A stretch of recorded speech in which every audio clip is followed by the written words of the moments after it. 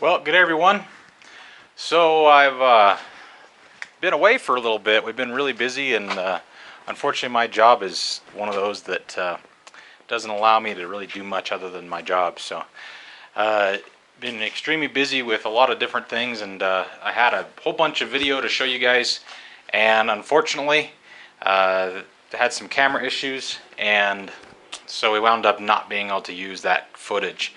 So I wanted to quickly go over what I've been doing and give you an idea of what's happening. So of course we've got the DR-650. It's getting all ready to go here. Looks like we've got the new tank bag on here, and I've got some video footage put together for a review on that. I really enjoy that tank bag.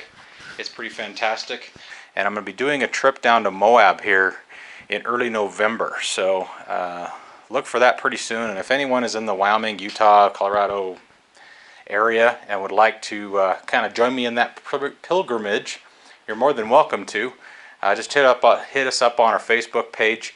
I'll be putting out all the details on that. I'll do it kind of as I come and go as you like type of a deal. Nothing really official, but get together with whoever wants to each day on the trail, and go and hit different trails each day. I'll try to get things planned ahead so everybody can come and go as they'd like.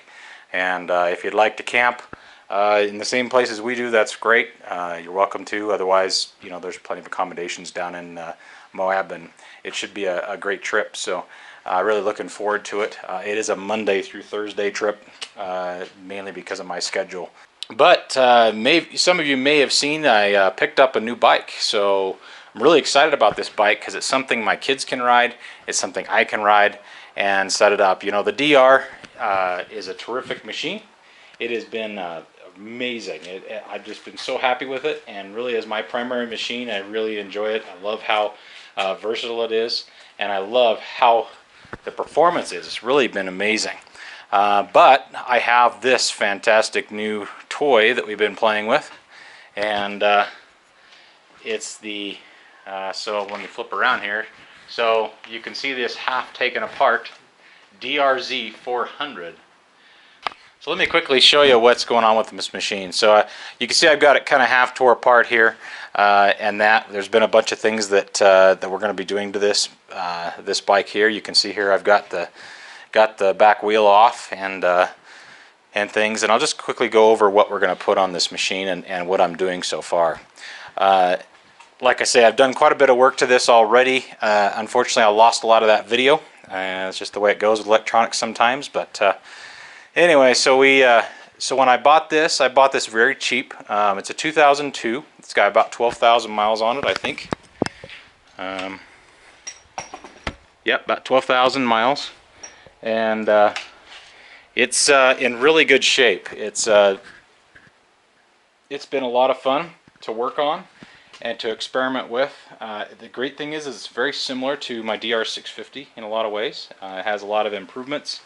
It has a few things I'm not as big a fan of, but I'll kind of go over just a few of the issues on this bike to start with, and you'll see how I fix those and stuff through these subsequent videos.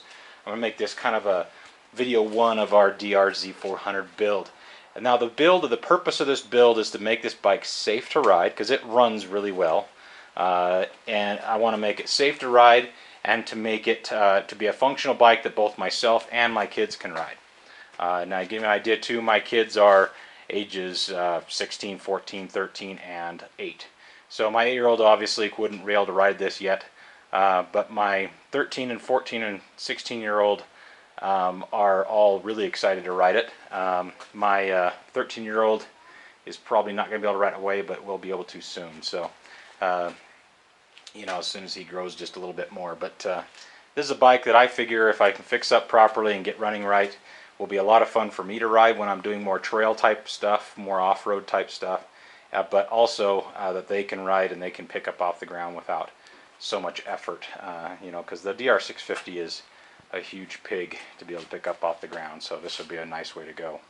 So this DR, like I say, hasn't been terribly well taken care of, but it's not been bad for the age. 12,000 miles is not a ton for these.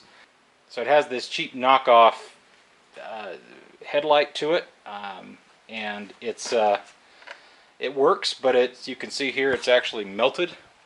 And the blinkers here work, but I'm not a big fan of those. They're not very visible, so we're probably going to go to something that's a little more visible. The speedometer cable was not working, so the speedo on this was not functioning, so I went ahead and grabbed a Motion Pro speedo cable, and it now works properly. So that was a nice cheap little fix. And the plastics on this, you can see, are a little faded from the sun, but I may polish them up, but more than likely not. But I'm definitely going to probably replace this cowling on the front here, because it's just not very, it doesn't look good, it doesn't match it, and I would much rather have some better light. So we'll see how that goes. I might make do with this one until we really go out and out with it. Other damage on the front end here that's noticeable is this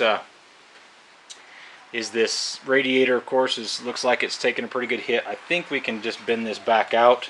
It looks like it might have actually been bent out again by somebody else, so we'll see how it works. So far it's not leaking, it is cooling, so we'll see how that goes. There is a very small oil leak, and I believe it's on the bottom here of the stator cover, so that's an easy fix. Just pull that off and put a proper seal on there. You can see here this radiator needs to be cleaned a little bit, and that when I got it, something kind of strange, but this choke knob, you would pull it out and it wouldn't stay out. And the way they're supposed to work is like this. You can see half choke and full choke. And the way that I fixed that is I ordered the spring and ball that goes right down in here, if you can see that. So inside here there's a little plug on the side here. In fact, there's this little brass plug right here. And this brass plug goes in right here on the side. And inside that brass plug, on the other side of this pin right here, is a spring and a ball, and there's little decants, which is little indents basically in this, that hold that choke out. So now that actually functions. Here's a half choke and there's a full choke. Before you had to hold it out, which is a problem, of course, if you want to use the clutch safety switch. You'd have to have this hold in, of course, to start the thing. You can't hold this and hold the choke and hit the start button, so I definitely wanted that fixed for ease and convenience, because I don't like disabling that one, especially where my kids are going to be riding it. So we got new levers, we got new wraparound hand guards, we got new grips going on this.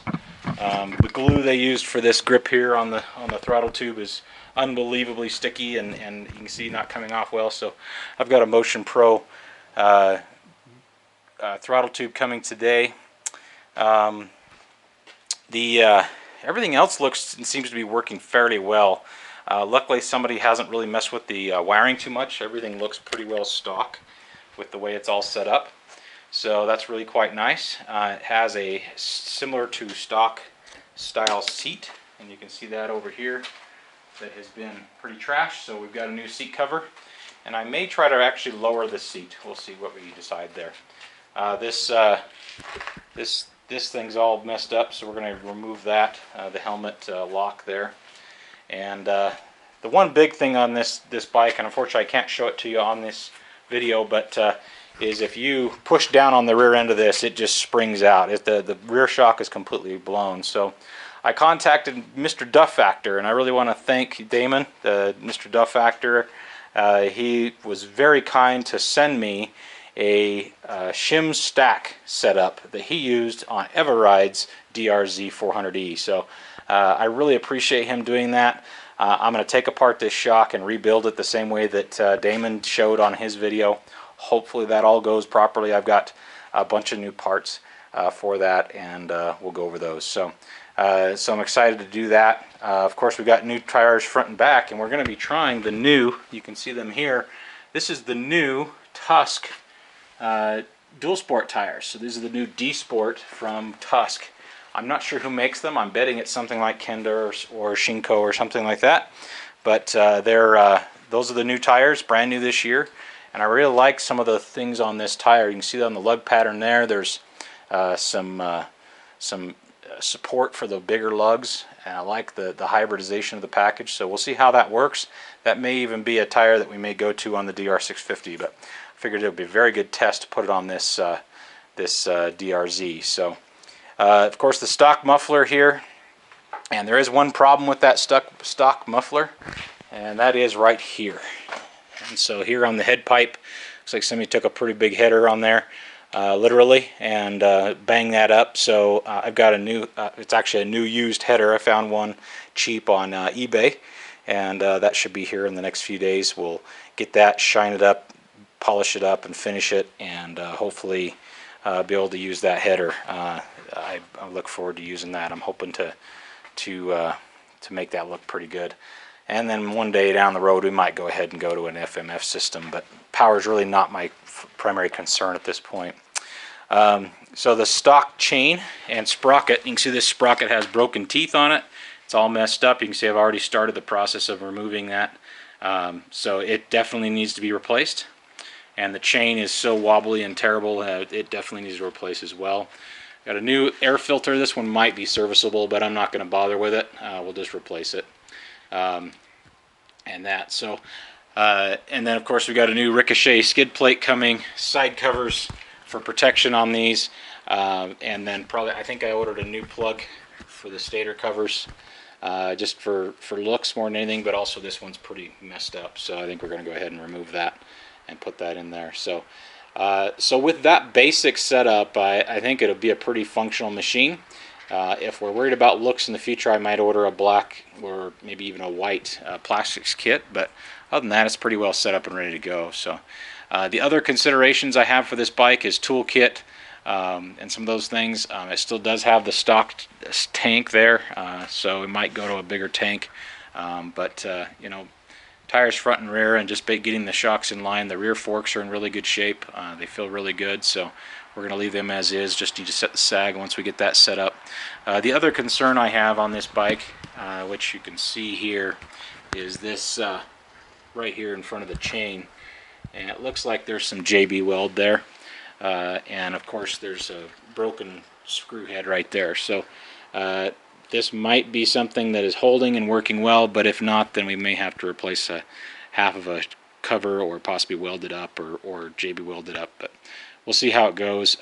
It may be a little bit of a cost, but I'm not too worried about that. You know, this motor's not that bad to tear into. But I do have a new chain cover to go on this to protect the motor and to protect the legs of my kids if they're riding it. So other than that, you know, like I say, it's pretty well stock, and so I'm really excited for this project, and I look forward to being able to go ride with you guys. If you have any questions on these projects, on either one of my bikes, please send us a message and let us know what you think. If there's anything that you think that I've missed that we really need to do or must do on this DRZ 400, please leave a comment below, and we'll get going on that. So real quick, I just want to go through basically a show and tell, show you all the different things that I'm putting on this bike, and maybe give you a little bit of insight of what I'm doing there. So we've got a top rack, the Tusk top rack. We've got a set of wraparound aluminum hand guards. This is also from Tusk. And then we've got a whole bunch of goodies. So I've got a new, this is the double take mirror system. So you've got the double take mirror, and of course the ram mounts to go with that. Got a couple of Tusk ultra heavy duty tubes. And then this little goodie bag here. So this is our new valve for the shock. Okay, so this is a shock kit. This is going to be the seal, not the valve, but the seal, and a snap ring that goes in there. I figured that's going to be bad, so we'll go ahead and just replace it right away. And of course, there's our plates for our wraparound hand guards. And here is a DRZ chain guard. So this is the shaft guard that goes on the counter shaft. And then of course I got a couple of oil filters here. Something I got that I'll be reviewing soon. I'm putting together a review of the gloves that I use. And so to complete that video, we've got some Revit H2O. These are the Hydratex Pro Touch gloves. So these are from Revit, and they're Hopefully going to be a very warm, good waterproof glove for this fall, running those. So I'm kind of excited to use those. So here's our Attack Graphics seat, just a basic seat cover. We have our rear sprocket, and this is a 47 tooth, so that's going to be a few tooth up from the stock that we have there. So we're going to gear down just a little bit. A lot of the hardware on this bike is haphazard stuff. You could tell it was kind of a garage mechanic that took care of most of this bike, so there's a lot of missing fasteners. So I went ahead and got the Tusk 178-piece Suzuki kit.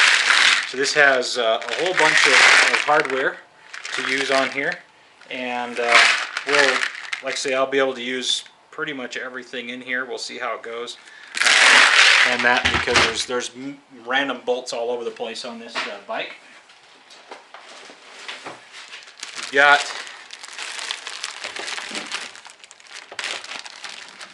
We've got a primary drive. Along with the primary drive rear sprocket, we have new sprocket bolts for that, bolts and nut set. And here is our primary drive 14 tooth front sprocket, again gearing that down one from the stock, so that should help gear this down. Like I say, my biggest complaint I think off-road with my DR650 is it's really tall in first gear, so that'll be fun to make this one a little slower. And then of course we've got a DID chain and Motion Pro. This is the brake lever, so this is an adjustable brake lever to replace the one that's on there that's pretty well destroyed. And then of course we got a new clutch lever as well from Tusk. And then along with that, I have here this is a seal for the shock as well, part of rebuilding that shock and putting that all together. Let's see. Oh, and something I also wanted to test and see how it works. This is just a cheapo little Tusk trail socket and T-wrench set. So this bike didn't come with any kind of a tool set. So this is the Tusk little T-wrench with a few little bits on it. I'll combine this with and put together a dedicated toolkit for this bike. You know, I've already got one set up on the DR650. This will be just a good one to put on the bike itself, along with a couple other tools. And I never have a bike or a machine really without rock straps. I love them, so I'm going to actually try a set of the heavier duty ones, probably put those on my DR650, and then put one of those onto this bike, and then have another set for it as well in the smaller size. So these, I just absolutely love rock straps. If you haven't used them, they're worth every penny, and they're not that bad. They're really not much more than your normal straps. So other than that, things we've got coming is the Ricochet skid plate. I've got new bearings for the front and rear wheel. We've got the swing arm bearings. We've got a bunch of little bits and pieces just to kind of tidy it up. As I mentioned before, I replaced the ball and the spring inside the carburetor, actually in the choke throttle tube there. So the choke tube and the choke tube that has the decants, and that's to allow that choke to stay in and out. We've got some new grips.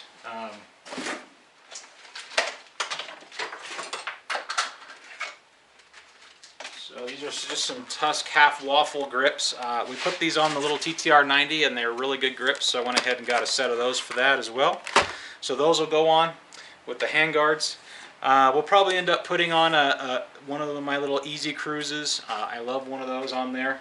And that's really all I'm going to... Oh, one more thing I'm going to put on there. So I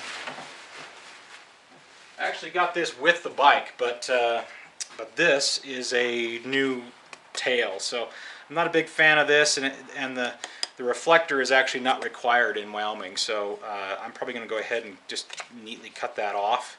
But this is a much nicer tail light than the one that's on there. Of course, the one that's on there is also pretty well dilapidated and dying, so we're probably going to replace that tail light with this one. And there's some great big blinkers that are on there that probably are stock. I think I'm going to go to some smaller blinkers that are brighter and LED, of course. So we'll do that, and I'm probably not going to do hand warmers on this bike. I think I don't use them as much as I thought I would use them on the DR650. I'd much rather have good quality gloves than have that additional drain on my battery. So, you know, we'll see how it goes. It's not going to be that big a deal. You know, the cost of these grips is like $7, so it's not that big a deal for me to take everything apart, put those hand warmers back on there. But I do want to be cautious of how much power I'm draining from the stator on this bike. So this is probably the tail we're going to go with, and then we'll probably go with some smaller blinkers on here. This bike is not going to be used on road very much.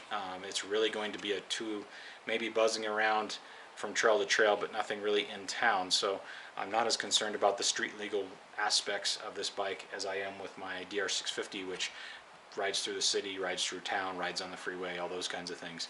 I'm not intending this DR650 or the DRZ 400 to do that. So now I've also got for this bike the new Tusk D Sport, and you might be able to see that there. So this is the new Tusk D Sport Dual Sport tires. So I got these for both front and rear. They're brand new. They're cheap. I mean, cheap. Just over $100 for this set. So, you know, I'm not a huge fan of the Kendas. I just think they're a little too gummy for my taste in riding. So I really like the design of these. I'm hoping they're a little better than the Kendas. They seem to be. They seem to be actually a similar setup to a D606 or a Pirelli MT21. So the pattern on the front basically looks like an MT21, and the pattern on the rear looks basically like a D606. One of the great improvements of the D Sport that I like, I mean, this thing weighs a ton. It's a pretty stiff-walled tire, but these lugs in the center, this hybridized pattern of both knobbies and these big lugs here in the center, and then they have this this joining system, and then of course the depth of these lugs is quite deep. So I'm really encouraged by the design of this tire, and I really like some of the aspects of this just in my basic knowledge of tires. And so I'm hoping this will be as fantastic a tire as, say, the D606 off-road, and possibly a little bit quieter on-road. So that'd be great. It might address a lot of things.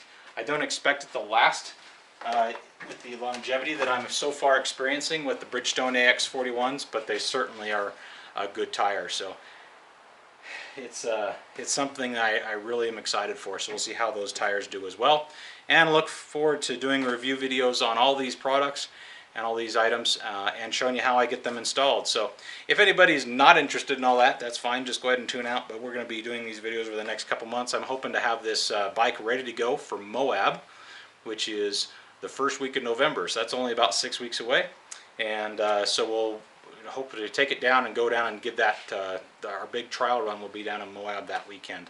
And of course I've got to really have it ready to go the week before so I can test it out, make sure it's riding properly before taking it down there. I don't ever like to go to a place like Moab with a broken bike, so I want to make sure everything's in good shape down there. So I'll flog it around here in town, make sure that it's ready to go, and then take it down hopefully.